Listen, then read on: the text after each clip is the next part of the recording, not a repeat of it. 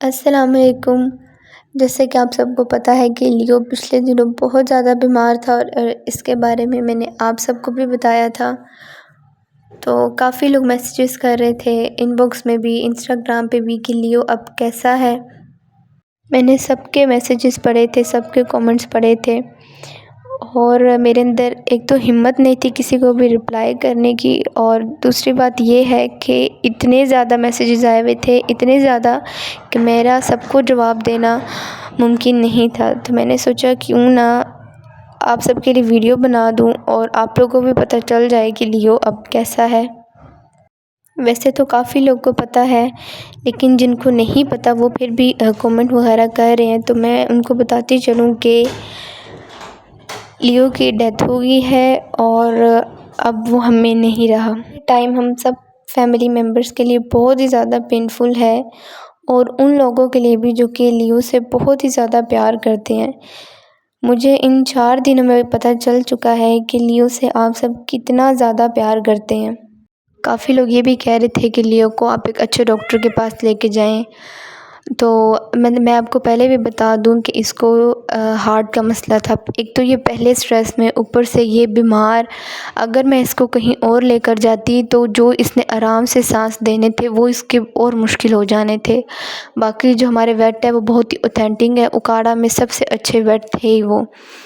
और बाकी लियो की हर तरह की हमने मेडिकेशन की, यानी लियो का साथ हमारे साथ 2 महीने 4 महीने का नहीं था, 1.5 साल का इसके साथ हमारा सफ़र था। और इन 1.5 सालों में सोचें कि इससे हमारा कितना प्यार होगा। हमने हर मुमकिन कोशिश की कि लियो बच जाए, लेकिन नहीं।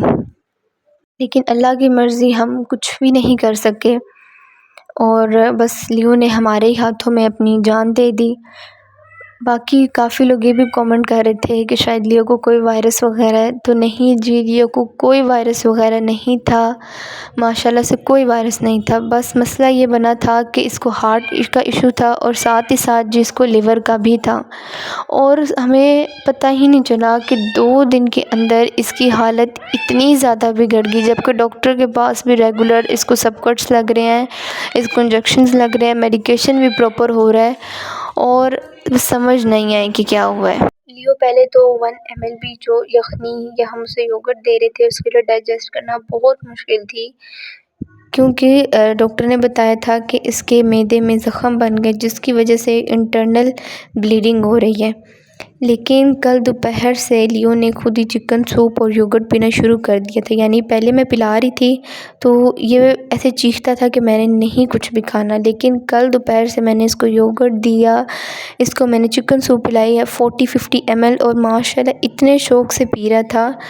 फिर रात को 3 बजे, क्योंकि सारी रात हम जागे रहे, इसके ऊपर ही बैठे रहे, और इसने रात को 3 बजे एक ग्रीन कलर की वॉमिट की।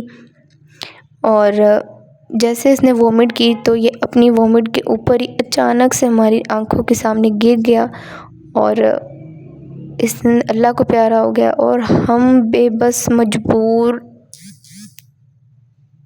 लियो की जब डेथ हुई थी तो उसका पूरा मुंह अंदर से पर्पल था, और जो उसके कान थे वो भी पर्पल हो गए थे। अब ये इस वजह से था क्योंकि आपको पता है ये हार्ट पेशेंट था, और जबकि इसको मैदे का मसला बना था, यानी 3-4 दिनों से डॉक्टर ने कहा था कि आपने इसको हार्ट वाली जो टैबलेट है वो नहीं देनी, क्योंकि इसके लिए हर चीज़ को डाइजेस्ट करना बहुत मुश्किल हो रहा था। बाकी हम अपनी जान के लिए कुछ नहीं कर पाए, हमारी आंखों के सामने इसने जान अपनी दे दी। हमारी मासूम जान ने बहुत दुख सहे हैं।